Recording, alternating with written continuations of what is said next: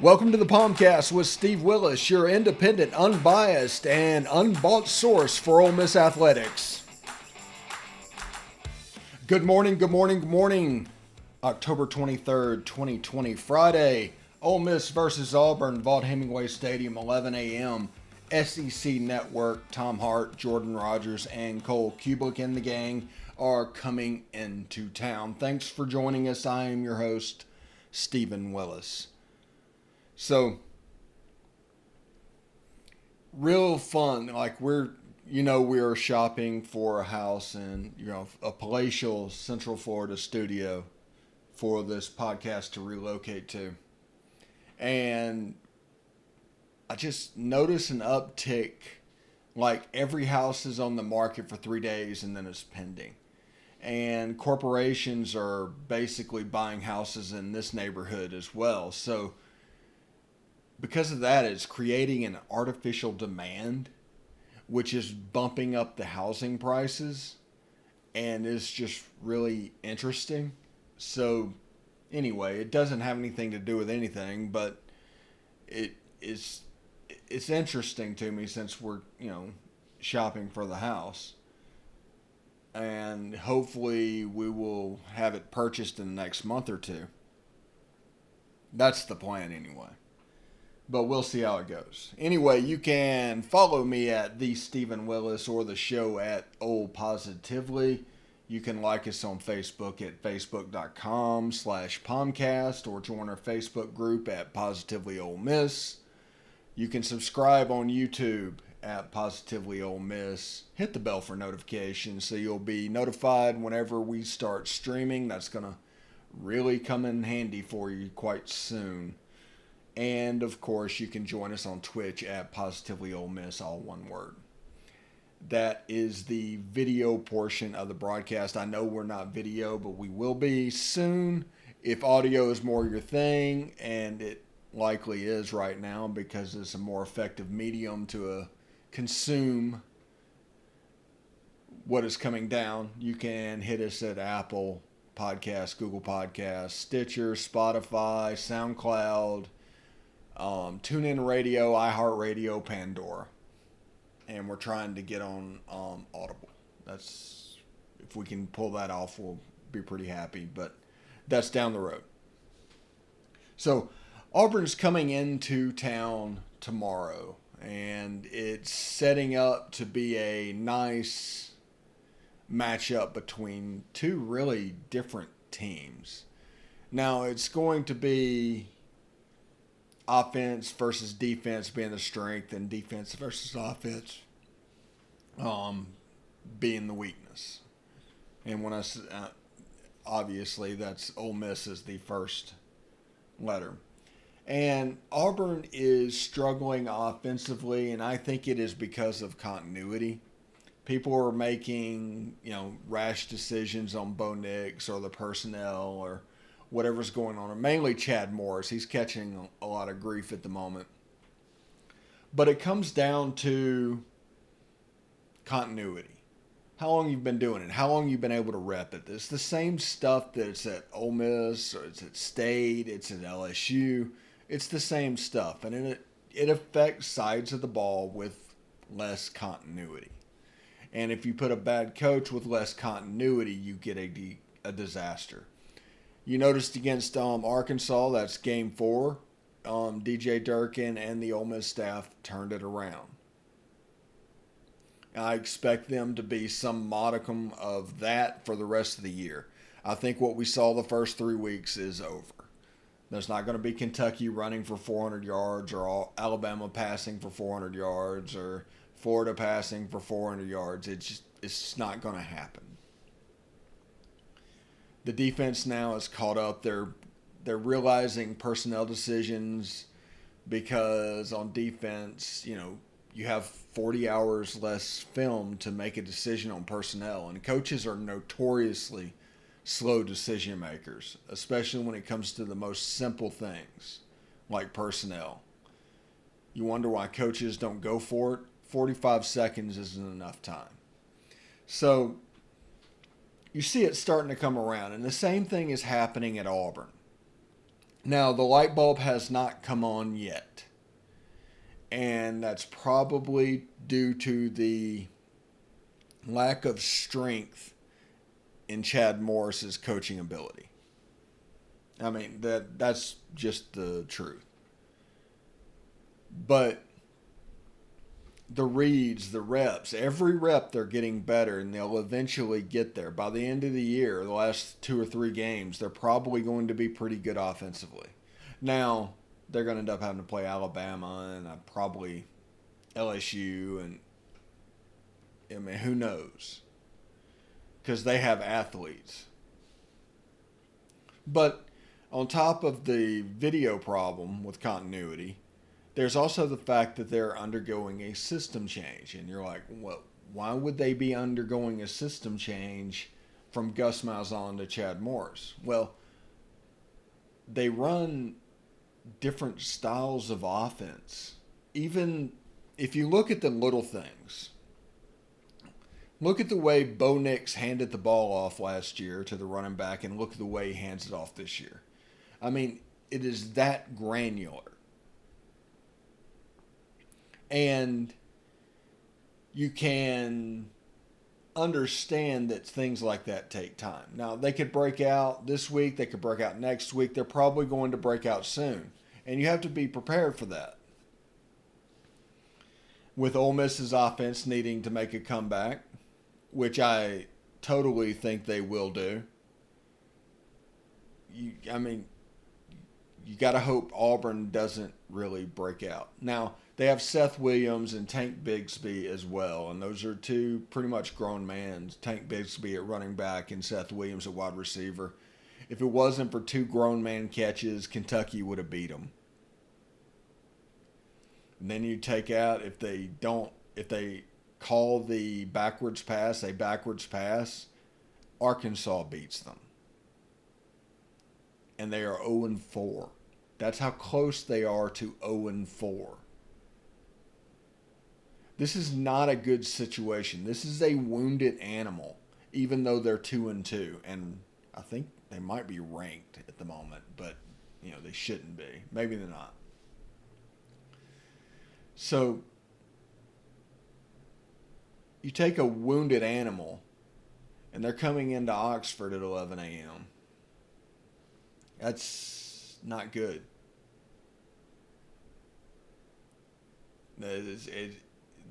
You really don't know what to expect. Anyway, POMcast, Stephen Willis, stick around. What?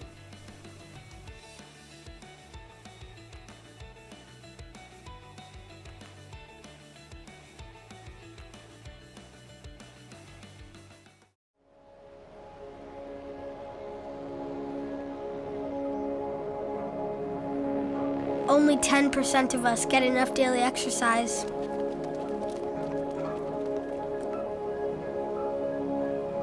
And that number is dropping.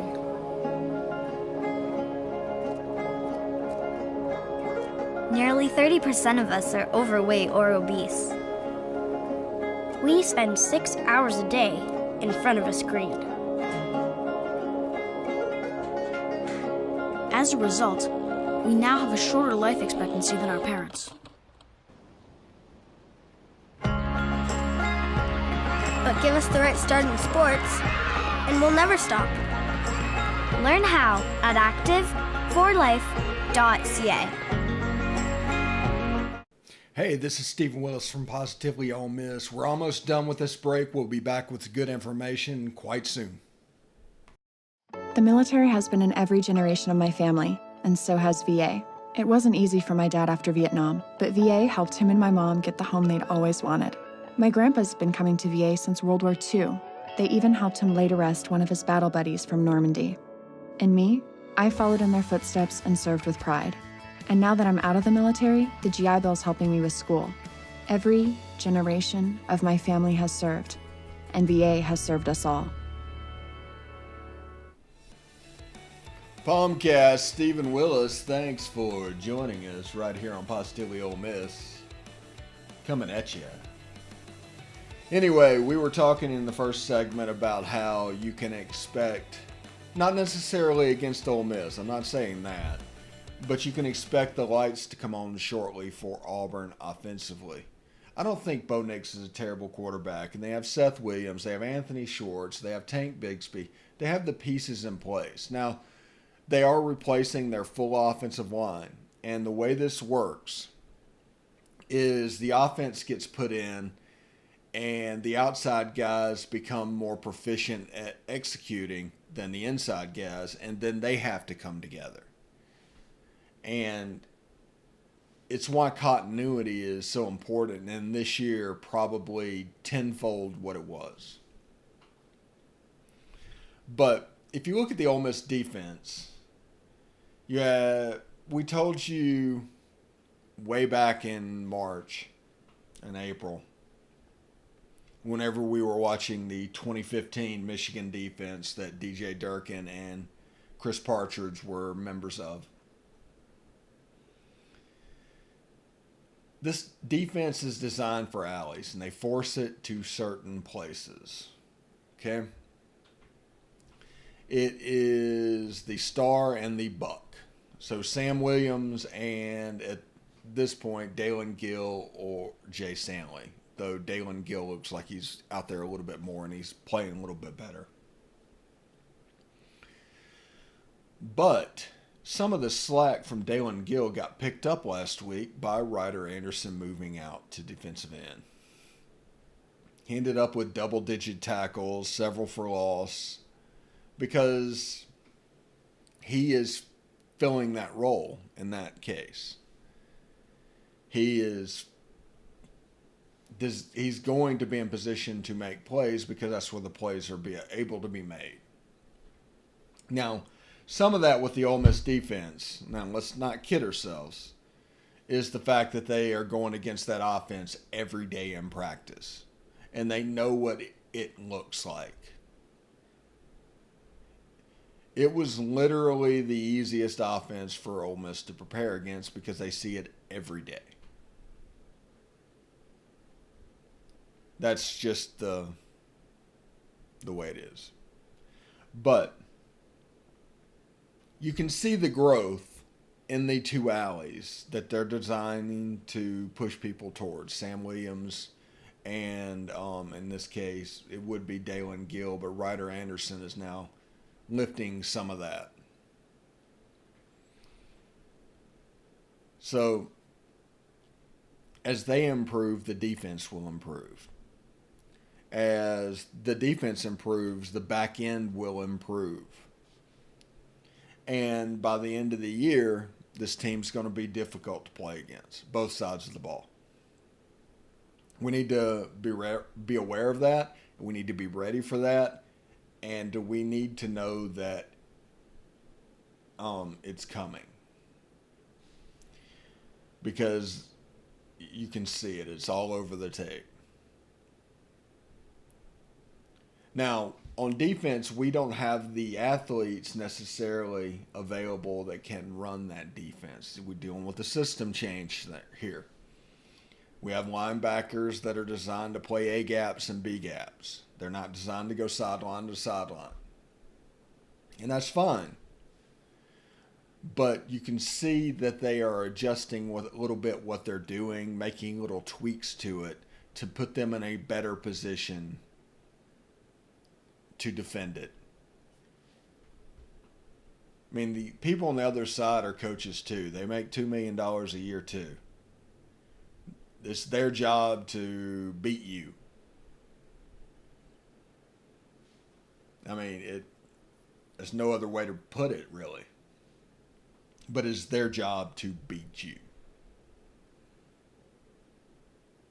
But those little alley players, and I noticed the Ryder Anderson thing going with the Sam Williams. You're seeing more Sam Williams as he's getting more comfortable after missing all of fall practice. Honestly, it would probably be in his best interest to come back next year just because of what happened. And just dominate for a year and then go to the league. That's the way this works. that would really help him out. Now, and remember, you have coming next year Otis Reese, Jacob Springer, Tysheem Johnson in the back end. They got a commitment from Devin Lee and Jamon Gordon on the defensive line. It's starting to work. The kid from Louisville, they really want him to play out on the edge. So, as you can see, this is going to be a heavy defensive class, and I expect to transfer at all three levels. So you can count on that as well, especially if the one-time transfer rule goes through. You could see something like somebody moving to our league from somebody that, they could be playing second team at Clemson, just not excited about it anymore. They want to go off on their own. Here we are. That's the way that's going to work. But in recruiting, you have regular recruiting, JUCO recruiting, grad transfers, and transfers. It's now 4 parts. It's not just recruiting.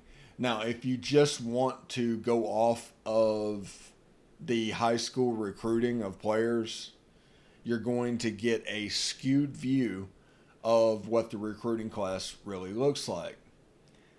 Now, how do you judge a class where you only signed 20 players, but three of your transfers that came in were all conference players? There's no metric to judge that. And that is probably the path we are on. And the reason Lane Kiffin just expanded the staff one after another is because he saw that coming down the road. He thought it was coming this year, but it was coming next year. Sorry about that. So, I want to encourage you to enjoy this season. Celebrate the high points. Ignore the low points because they don't matter. They really don't. This is a 100% developmental season and the longest spring practice in history. This spring practice with games. That's essentially what this is. And honestly, after 15 days of spring practice, they should play a game at the end of that against another school. Need to help them out. Pay them to come down. Pay an FCS school to come down and get beat up. Play Central Arkansas. That's the way that should work. Put a little money in their pocket and then don't schedule FCS games in the fall. And that way they can still make their money and the schedule gets better in the fall. There's not that FCS bomb waiting to hit. So, but Auburn versus Ole Miss, Vaught-Hemingway Stadium, 11 a.m. Saturday, tomorrow. And I expect Matt Corral to bounce back. I expect the offense to bounce back. You're playing a predominantly man team. They're going to have more in common with Alabama than not. Kevin Steele, the defensive coordinator at Auburn, struggles with play volume. He doesn't substitute a whole lot. So by the end of the game, Ole Miss could be going up and down the field. What Auburn needs to do is really jump on Ole Miss. And build a 17, 21-point lead in probably the first half. A lot like Arkansas did. And force Ole Miss to play catch up, and then you can kind of dictate what they're doing. Because if this turns into a track meet, Ole Miss is going to win it. I'll put it like this. It is far more likely for Auburn to win a 24-17 game. It is far more likely for Ole Miss to win a 41-21 game. That's what this looks like. Now,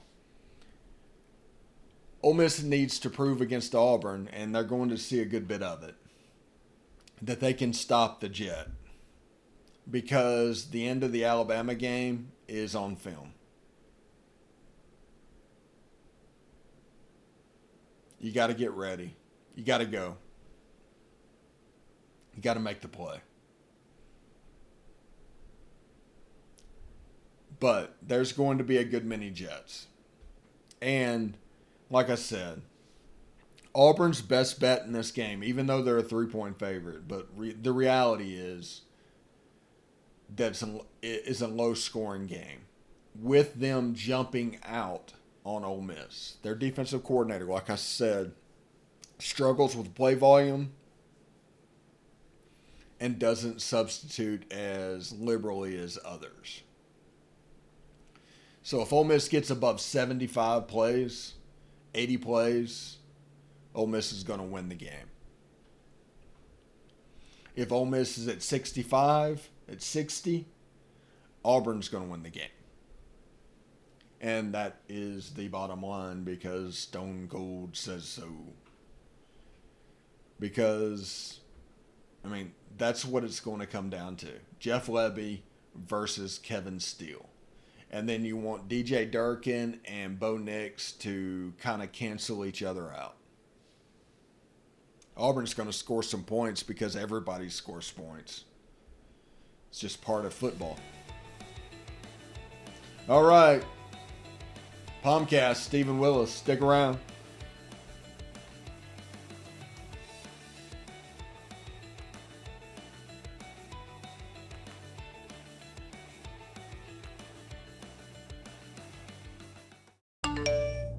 You want to answer that, don't you? I bet it's just killing you seeing the soft glow just inches away. Someone wants to tell you something or ask you something. Oh, come on, answer it already! Just so we're clear, that wasn't my fault. Next time, ignore your inner voice. Don't text and drive. A message from Florida's trusted choice independent insurance agents. Hey, this is Stephen Willis. I just want you to stick around a little longer. We're going to get back to the podcast right after these messages.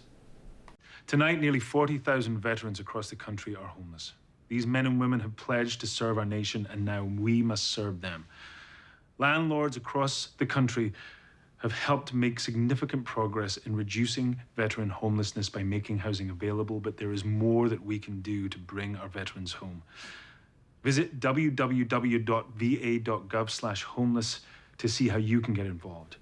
And if you are a veteran and you are experiencing homelessness, please call 877-4AID-VET. Thank you.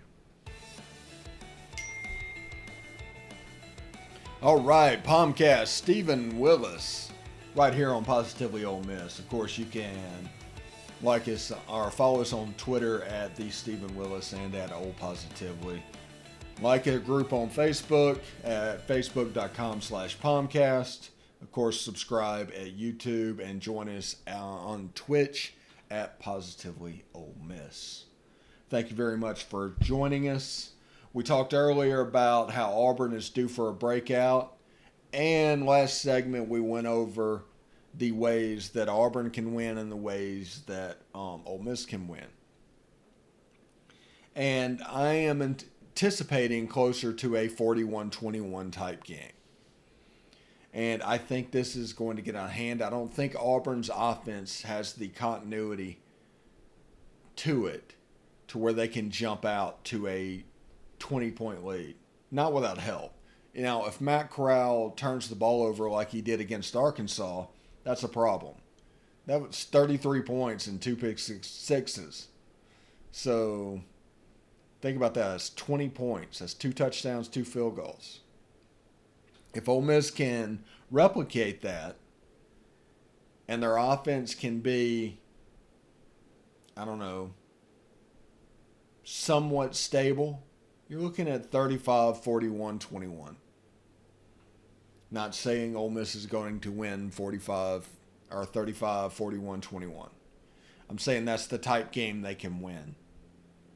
If it's close, 24-21, that's advantage Auburn. Low scoring and close is advantage Auburn. High scoring and a blowout is advantage Ole Miss. That's the way this is going to look. One of the two. I don't see a path for Auburn to blow out Ole Miss. Now, I guess they could if Tank Bigsby just goes nuts on the run defense and has a Kentucky-like game.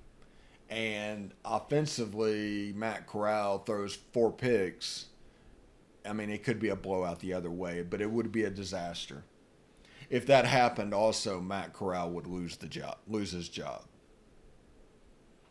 We are really, this week, if he starts snowballing again, they will put in JRP. Just a heads up.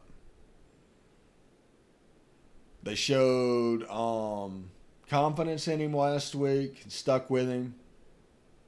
They will not do it again. He'll get the start again, but if he struggles like that, he will get yanked. And if he does that again, next week is a quarterback controversy. That's how this works. We're all grown-ups. So, I mean, it's the way it works. This is a 10-game developmental season for Ole Miss with no spring practice and no fall camp.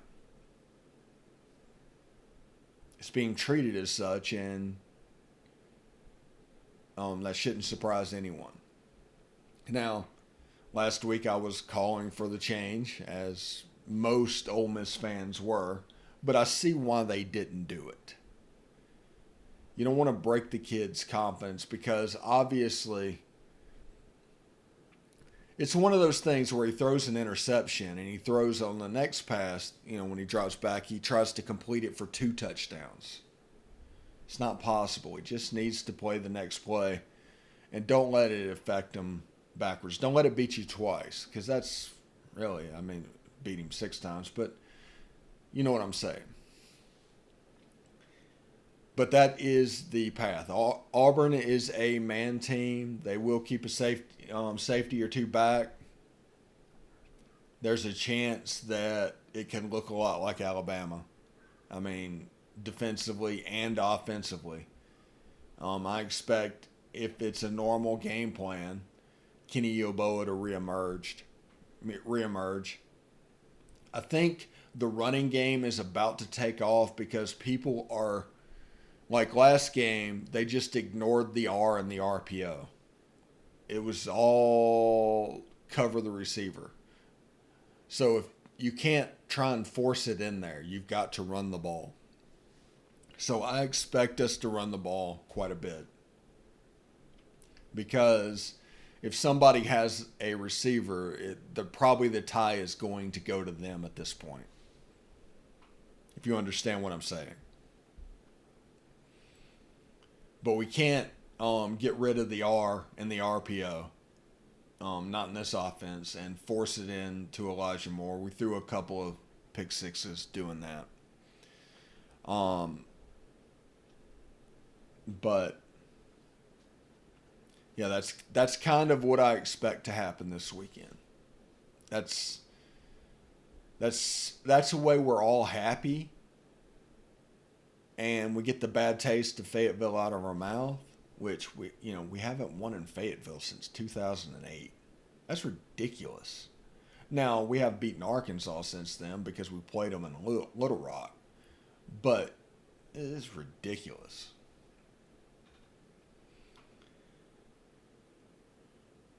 But Ole Miss versus Auburn, Vaught-Hemingway Stadium, Oxford, Mississippi, tomorrow at 11 a.m. Game is on SEC Network. Tom Hart, Jordan Rogers, and Cole Kublik on the call. And basically, it's going to be an entertaining. They're a great crew. I recommend listening to them, especially Jordan Rogers, because he's doing the old Trent Dilford thing of pointing out plays that are run. He's doing the analyst bit, and he's pretty good at it.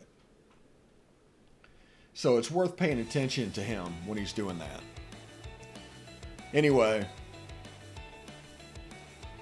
Ole Miss Auburn, Vaught Hemingway Stadium tomorrow, 11 a.m. SEC Network. I'll see you then.